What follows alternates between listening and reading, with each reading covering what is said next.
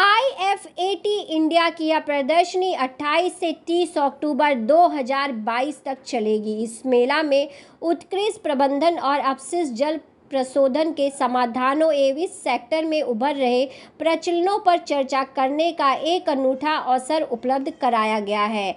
IFAT India जल, sewage, ठोस अपशिष्ट एवं पुनर्चक्रण टेक्नोलॉजी के लिए देश के प्रमुख व्यापार प्रदर्शनी है। इस शो के भव्य उद्घाटन समारोह में महत्वपूर्ण पदाधिकारियों ने उपस्थिति दर्ज कराई, जैसे भारत के पार्लियामेंट रामवीर तंवर, मुंबई में संघीय गणराज्य जर्मनी के महावाणिज्य दूत एजिम फैब्रिक, मुंबई में स्विस महावाणिज्य दूत मार्टिन मायर, मुंबई में नॉर्वे के महावाणिज्य दूत आर्ने जॉन फोलोलो, मुंबई में नीदरलैंड साम्राज्य के महावाणिज्य दूत बार्ट डे जोंग, मुंबई में पोलैंड गणराज्य के महावाणिज्य दूत डेमिनियन इड्रिक आदि शामिल थे। इस साल के संस्करण में 10,000 से ज़्यादा अंगदूतों और 22 देशों के 250 से ज़्यादा एग्जीबिटर ने भाग लिया है।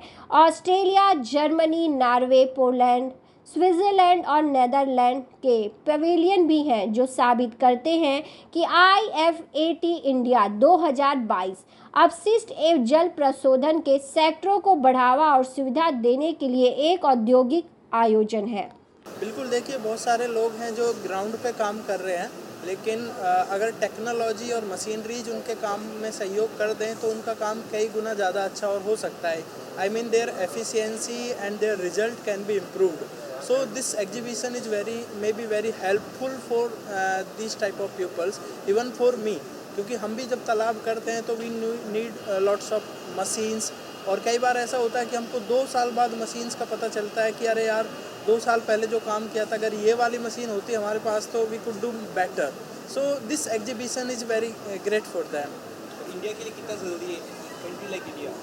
कंट्री लाइक इंडिया ये बहुत ज़्यादा ज़रूरी है, क्योंकि हमारे गांव और देहात तक अभी मशीन्स और टेक्नोलॉजी पहुंची नहीं है। आज भी बहुत सारी आप न्यूज़ पढ़ते हैं कि नाला साफ़ करते टाइम हमारे मज़दूर भाइयों की मौत हो जाती है बिकॉज ऑफ गैस वहाँ से रिलीज होती है, और वो हार्मफुल गैसेस बहुत सारे लोगों की साल भर जान ले लेती है। तो इस तरह की मशीन्स जो पानी को ट्रीट करने या ड्रेन्स को ट्रीट करने में, क्लीन करने में हमारी हेल्प कर सकती है, तो हम क्लीन करने के अलावा बहुत सारी जान्स बचा सकते हैं। जो तालाब गवर्नमेंट की तरफ से बनाए जाते हैं उनमें सुधार के लिए आप लोग क्या करते हैं?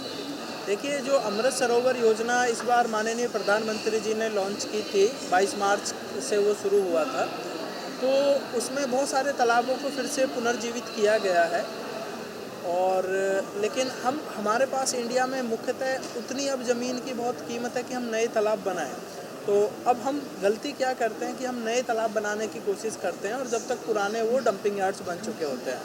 तो I also suggested to the ministry of Jal Shakti and the concern government departments की जो पुराने तालाब है, अगर उन्हीं को हम रिवाइव कर लें तो हमारा जो भी वाटर क्राइसिस है या ग्राउंड वाटर की जो पर्कुलेशन उतना कम हो गया या एक्सट्रैक्शन जो उतना ज़्यादा हो गया, उसको हम सेव कर सकते हैं। IFAT इंडिया का ये 9th एडिशन है, और ये इंडिया का सबसे बड़ा शो है एनवायरमेंटल टेक्नोलॉजीज़ को लेकर के। तो एनवायरनमेंट से मतलब है कि पानी और पानी की प्रोसेसिंग, वेस्ट वाटर की प्रोसेसिंग, सॉलिड वेस्ट की प्रोसेसिंग, तो जितने भी एनवायरनमेंट रिलेटेड टॉपिक्स हैं उसमें क्या टेक्नोलॉजीज़ इन्वॉल्व हैं, उन चीज़ों को इम्प्रूव करने के लिए उस चीज़ की एग्जीबिशन है। इसमें 22 कंट्री से लोग हैं, 250 कंपनीज़ पार्टिसिपेट कर रही हैं। बहुत बड़े नंबर में इंटरनेशनल कंपनीज़ वापस आई हैं इंडिया में 2019 के बाद, क्योंकि एग्जीबिशन 3 साल के बाद हो रहा है। और करीब 7 या 8 कौंसल जनरल्स इनॉग्रेशन में थे, from Germany, from Norway, from Switzerland, from Dutch, from Poland. और ये बहुत स्ट्रॉन्ग रिस्पॉन्स है किसी भी कंट्री के लिए कि बाहर की इतनी कंट्रीज़ एग्जीबिशन में आके देखना चाहते हैं कि इंडिया क्या कर रहा है एनवायरनमेंट को लेकर के। हमारा जो जल शक्ति मिशन है, स्वच्छ भारत मिशन है, पॉल्यूशन को लेकर के जो गवर्नमेंट ऑफ इंडिया की स्कीम्स हैं, उसकी वजह से एक बहुत स्ट्रॉन्ग मूवमेंट है जो इंडिया के फेवर में है, क्योंकि हमारी प्रॉब्लम्स भी उतनी बड़ी है।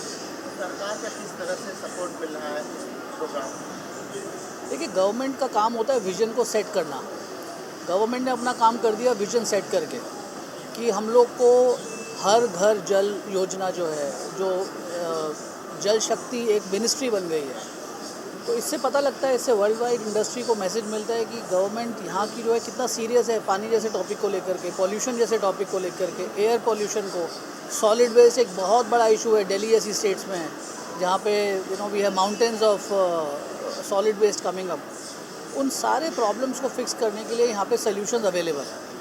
उन सॉल्यूशंस को सही लोगों तक लेके जाना हमारा काम है। एज अ एग्जीबिशन कंपनी हम लोग चाहते हैं कि जो सप्लाई साइड है और जो डिमांड साइड है, प्रॉब्लम साइड और सॉल्यूशन साइड, इनको कैसे मिलाएं तो वो हम ईफाड के थ्रू करते हैं।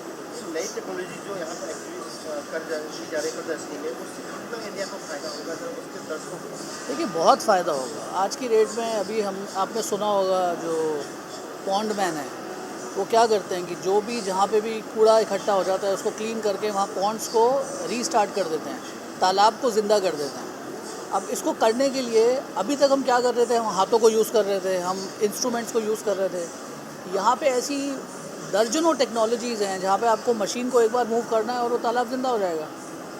तो ये पहले नहीं था हमारे पास, अभी है। उसी तरीके से एयर सॉल्यूशंस को लेकर के हमने एक और टेक्नोलॉजी डिस्प्ले की थी यहाँ पे, एयर टू वाटर, कि आप हवा में से पानी सक करके पीने वाला पानी बना सकते हो बहुत कम टाइम में।